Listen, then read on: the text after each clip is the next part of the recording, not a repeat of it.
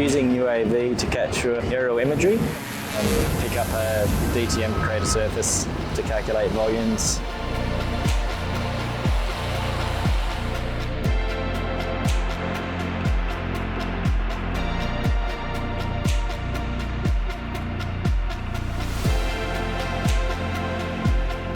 Benefits of using UAV, it's far quicker, it's a lot safer, also good for auditing and capturing data.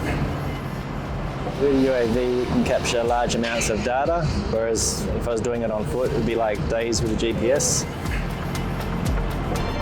We can do laydown plans, volumes, all kinds of checks.